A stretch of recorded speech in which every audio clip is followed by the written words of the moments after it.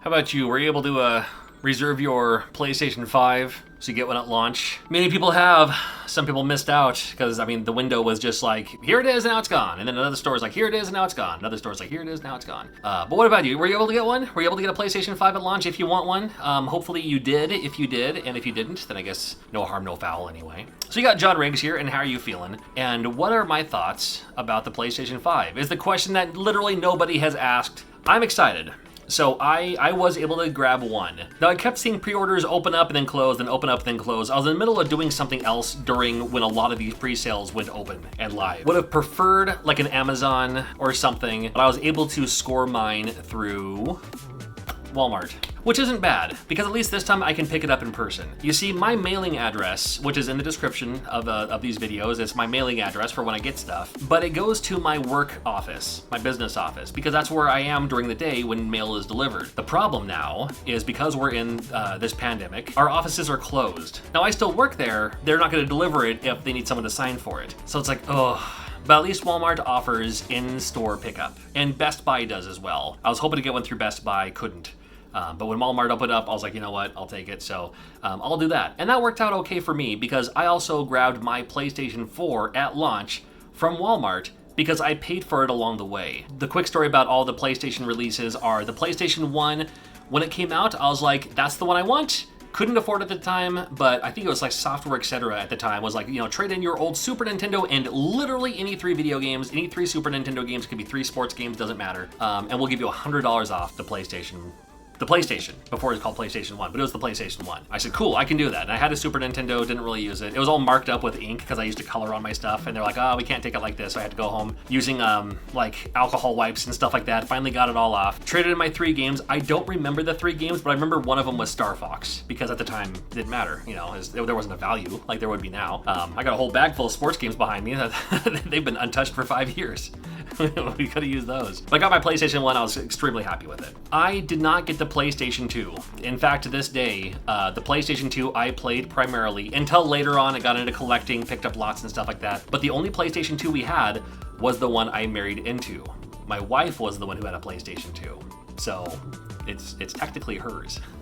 Maybe it's half mine now that we're married, I don't know. PlayStation 3 I was super excited about. PlayStation 3 was the one where people were lining up around the block to buy one at launch just so they could flip it and sell it and, you know, resell it and get money for Christmas and stuff like that. I did not get one day one, I got one a week later.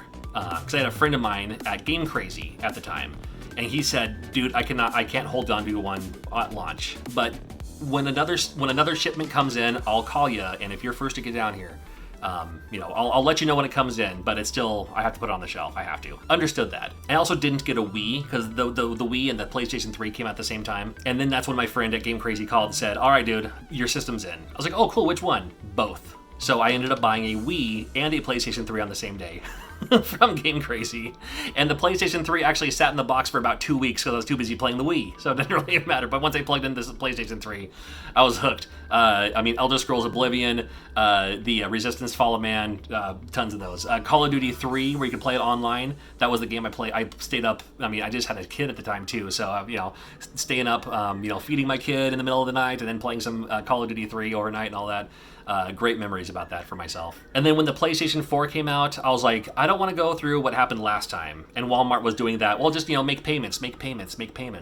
So every time I was at Walmart, I just ended up paying, $20 through here, $40 there. And then by the time it came out, it was already paid for. And then when I went there to pick it up, there was one line of people who prepaid, one line of people who didn't. And she was counting the people in line, the cashier. She's like, there's not going to be enough for everyone. And I was like, oh, mine's already paid for. And she's like, come on up. I was like, yeah. So got my PlayStation 4 at launch, right? And that was right around when I started my YouTube channel too. I remember that.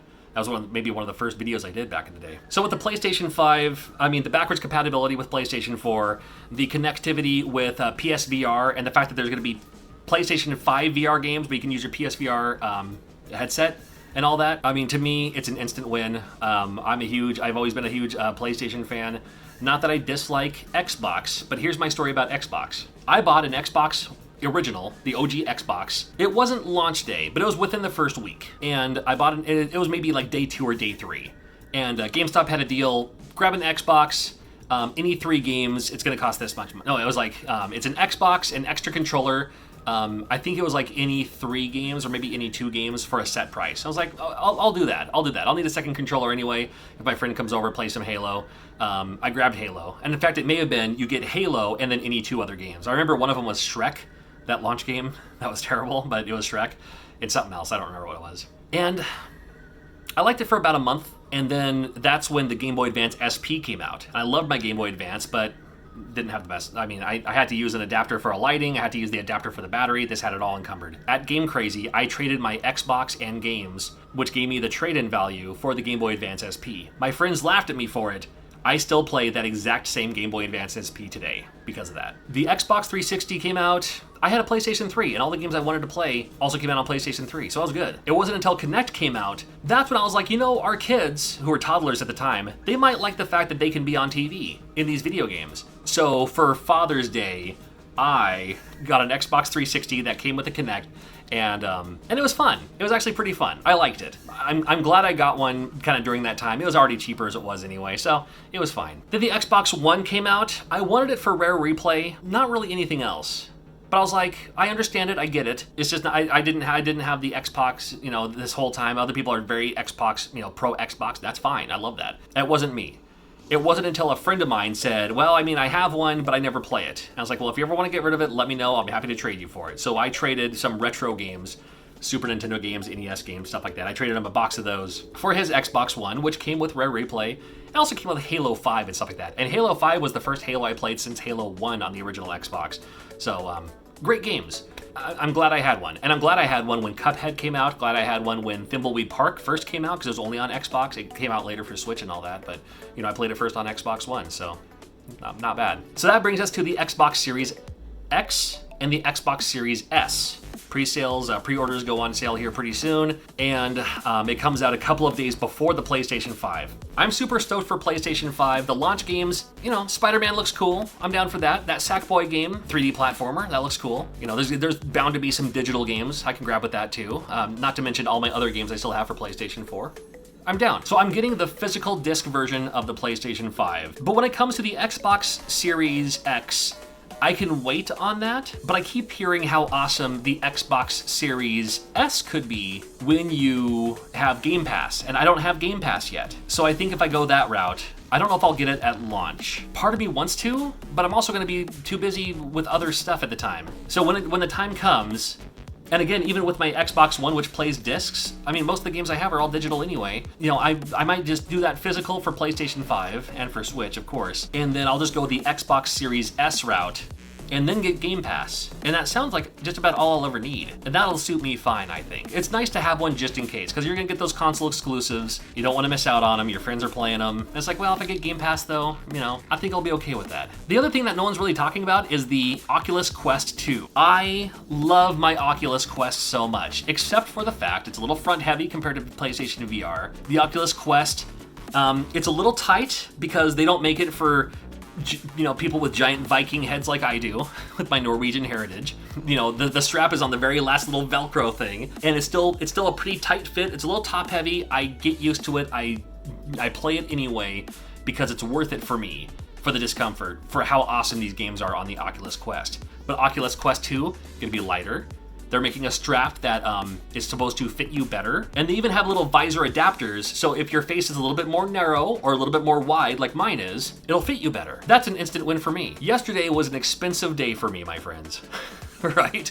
I pre-ordered a PlayStation 5, the Oculus Quest 2, the strap attachment for the Oculus Quest 2, the visor attachment for the Oculus Quest 2, and then for the PlayStation 5, also got the controller charger. I just have the one controller, but I got the charger for it and the HD camera, because I'm thinking you might need the camera to play VR games, I'm guessing. And maybe you can use the PlayStation 4 camera, I'm not sure, but I'm not gonna wait to find out, so I'm gonna need one anyway. I don't know how much it all added up to. I just put it on my card and gonna hope for the best.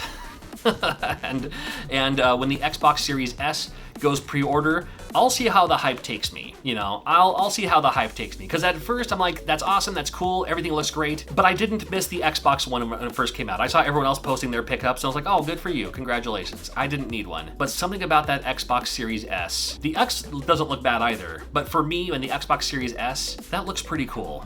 But also might be too many games all at once. Never mind my backlog. Never mind all that. Never mind all the Switch games I'm still playing. Never mind all the stuff I still have around here, you know. It's an interesting time we're living in right now. But yeah, my thoughts are PlayStation 5 on lockdown, Oculus Quest 2 on lockdown, Xbox Series S. I'll find out closer to time when pre-sales go, because I may get one, but at this point, I'll probably wait for now, just because I'll have already too much stuff to worry about. And I'm still in the middle of playing some PlayStation 4 games. I haven't even fired up Iron Man for the PlayStation VR. You know, I'm still playing Fall Guys. So, ooh, Fall Guys on PlayStation 5, that might be something. It's an interesting time for video games with, there's no live events right now in person, it's all online and everything, so would have loved to have seen the Nintendo booth at PAX with the 25th anniversary of Mario. Would have loved to have seen what they had at E3. You know, but we're carrying on, and video games are gonna help us get through this. Thank you for watching, we'll see you soon.